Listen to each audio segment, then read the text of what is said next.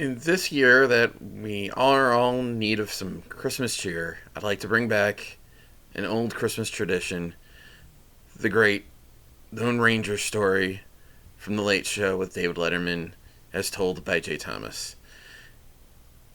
He told this story every year on Christmas Eve, right up until David Letterman's retirement, and then unfortunately the tradition was discontinued, both because David retired and also because Jay Thomas passed away and was unable to ever come back and tell the story, which was very sad because he was very happy the last year that he had to tell it and thought that he was finally free, and he didn't even get to enjoy his first Christmas without having to tell the story.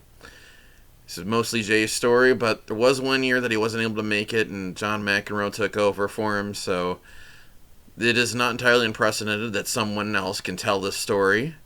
And so here goes the story. So this story takes place back in the 60s when there was a deal between Ford and the Lone Ranger television series that the star Clayton Moore would have to come to car dealerships for their grand opening. And so he showed up at this one car dealership where there happened to be a young DJ working named Jay Thomas. And he was busy doing some remote broadcast for the local radio station. And, his bit was not really that important because mostly people were there just to see the Lone Ranger, Clayton Moore, in full regalia. And eventually Jay's friend, Mike Martin from the music industry, comes along and brings his paycheck, and at this point he's kind of bored, so he figures, no big deal, let's go back behind the building and get herbed up. And yes, I have to say it that way because that's one of the two most important lines in this story. Jay always said he got herbed up. Never said what herb it was, but we can imagine it was the 60s, and, well, the rest of the story should make it pretty clear. So anyways,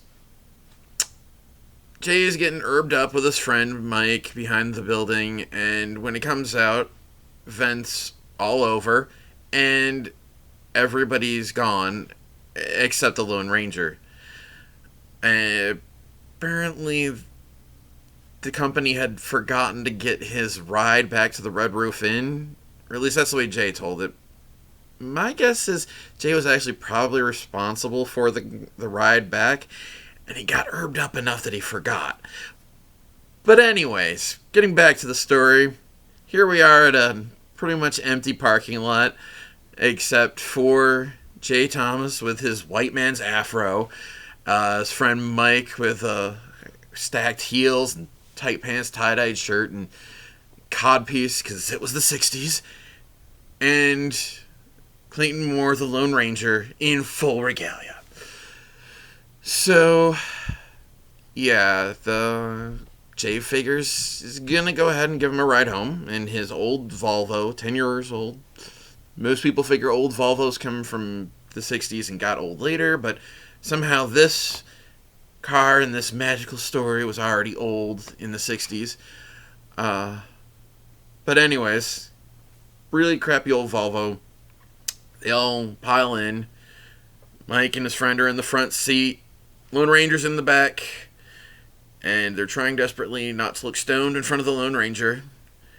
And they start driving down the road, and everything's pretty quiet, very silent in the car. They're just trying not to look stoned again, from, being herbed up.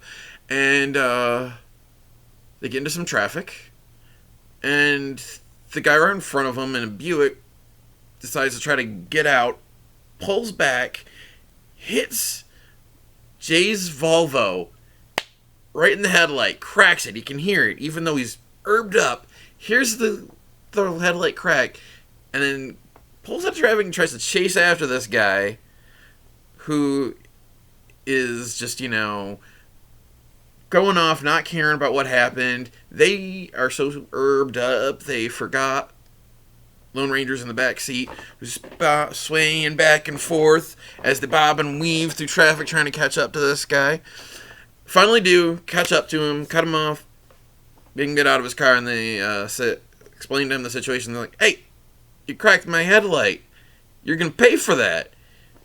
This guy looks at these two guys and is like, "What are you going to do about it?" And they're like, "Well, we're going to call the cops." And the guy says, "And who do you think they're going to believe? Me or a couple of long-haired hippie freaks like you?" And then the Lone Ranger gets out of the back seat of the Volvo and he says, "They'll believe me, citizen." And Jay would say, "Swear to God." Man replied, "Lone Ranger, I'm sorry, I didn't know it was you."